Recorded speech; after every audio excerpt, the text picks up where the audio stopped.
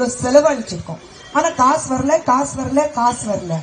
அப்புறம் எப்படிங்க காசு வரலன்னா நீங்க மட்டும் இத்தனை கோடி இவங்க வந்து இன்வெஸ்ட் பண்ணிருக்காங்க, அத்தனை கோடி அவங்க இன்வெஸ்ட் பண்ணிருக்காங்க. ஏன் ஃபாக்ஸான ஒரு கம்பெனிக்கு முதலமைச்சர் அவர்கள் ஃபாக்ஸான ஒரு கம்பெனி 14,000 கோடி இன்வெஸ்ட் பண்ணிருக்காங்க சொன்னாங்க. ஏங்க அவங்க ஒப்பதான் சொல்லிட்டாங்க, நாங்க ஒரு பைசா இன்வெஸ்ட் பண்ணல. பொய் சொல்லி மக்கள் ஏமாற்ற வேலை மட்டும் தான் நடந்துட்டு இருக்கு.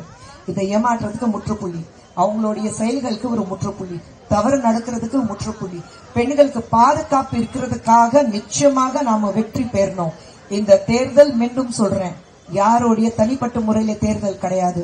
இது உங்களுக்கான தேர்தல், தமிழகத்துல வாழ்ற ஒவ்வொரு பெண்ணுக்கான தேர்தல், தமிழகத்துல வாழ்ற ஒவ்வொரு குடும்பத்துக்கான தேர்தல். இது நீங்க ஜெயிக்கணும். இந்த தேர்தல்ல நாம ஜெயிக்கணும். நாம ஜெயிச்சதா முற்றுப்புள்ளி வைக்க முடியும். திமுக ஆட்சிக்கு முற்றுப்புள்ளி வைக்க முடியும். நம்மளால ஒரு மாற்றத்தை கொண்டு வர முடியும்.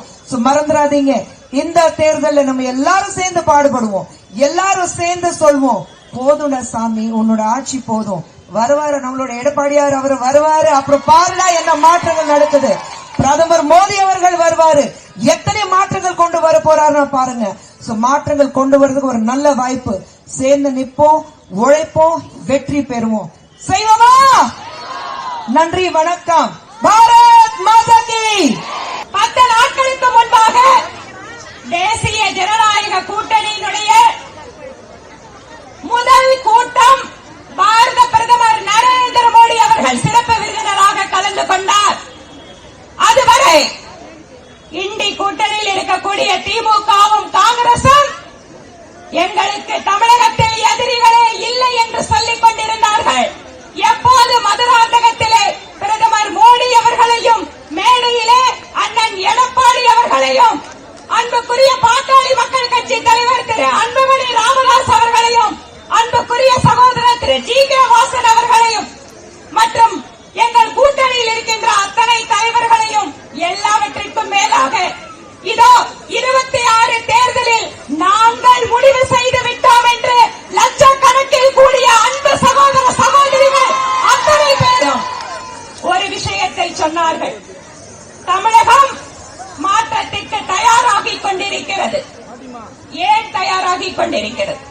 இன்று ஒவ்வொரு பெண்மணியினுடைய உள்ளத்திலேயும் நம்முடைய குடும்பத்தில் இருக்கக்கூடிய பெண் குழந்தைகளுக்கு பாதுகாப்பில்லை என்று நினைக்கிறோம்.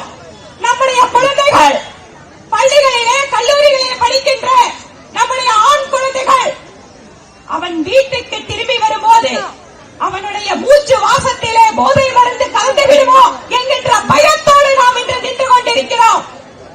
இவற்றிற்கெல்லாம் முடிவு கட்ட வேண்டும் என்றால் எல்லா துறைகளிலேயும் தோல்வி அடைந்த ஸ்டாலின் அவர்கள் அரசாங்கத்தை எங்க அனுப்பணும்? அன்பு சகோதரிகளே, தேசிய ஜனநாயக கூட்டணி முதல் கூட்டம் நடந்து முடிந்தது. அதற்கு பின்பாக பல்வேறு பத்திரிகையாளர்கள் எங்களை கேட்டார்கள், மேடையிலே தலைவர்கள் எல்லாம் ஒன்றாக சேர்ந்து விட்டார்களே, இதோ களத்திலே, மாவட்டத்திலே, கிராமப்புறத்திலே உங்கள் கட்சியினுடைய தொண்டர்கள் எல்லாம் ஒற்றுமையாக நின்று தேர்தல் வேலை பார்ப்பார்களா என்று கேட்டார்கள். அதற்கான முதல் பதில் இதோ எங்கள் மகளிர் அணி சகோதரிகள் ஒன்றாக இணைந்து விட்டார்கள். இதோ பெண்கள் முதலிலே நாங்கள் முன்னெடுக்கிறோம் என்று முதல் தேசிய ஜனநாயக கூட்டணியினுடைய ஆர்ப்பாட்டத்தை எல்லாரும் கைகளோடு கைகளாக இணைந்து இந்த ஸ்டாலின் ஆட்சியை வீட்டுக்கு அனுப்ப வேண்டும் என்பதற்காக நாம் கூடியிருக்கிறோம். அன்பு சகோதரிகளே, தமிழகத்தை பல்வேறு முறை அண்ணா திராவிட முன்னேற்ற கழகத்தினுடைய ஆட்சியிலே பார்த்திருக்கிறோம். அது புரட்சி தலைவர் டாக்டர் எம்ஜிஆர் காலத்தில் இருந்து புரட்சி தலைவி அம்மா அவர்களுடைய ஆட்சி வரை, அண்ணன் எடப்பாடி அவர்களுடைய ஆட்சி வரை ஒவ்வொரு பெண்ணும் நினைப்பார்கள், இது நமக்கான ஆட்சி என்று நினைப்பார்கள். எங்களுக்கு ஒரு குறை என்றால் அதுவும் அம்மா இருக்கின்ற பொழுது அவர் ஒரு கட்சியினுடைய தலைவியாக பார்க்கப்படவில்லை. தமிழகத்தில் இருக்கின்ற பெண்களுக்கு மட்டுமல்ல, நான் ஒரு அகில இந்திய தலைவியாக பல்வேறு மாநிலங்களுக்கு செல்கின்ற பொழுது என்னிடம் வந்து அன்போடு விசாரிப்பார்கள், உங்கள் மாநிலத்திலே ஒரு மிகப்பெரிய பெண் தலைவி இருந்தாரே, அவர் எல்லாம் எங்களுக்கும் இன்ஸ்பிரேஷனாக இருந்திருக்கிறார் என்று பல்வேறு மாநிலத்தில் இருக்கக்கூடிய சகோதரிகள் சொல்லி இருக்கிறார்கள். ஆக அவர் ஒரு கட்சியினுடைய தலைவராக அல்ல, தமிழகத்தில் இருக்கக்கூடிய பெண்களுக்கு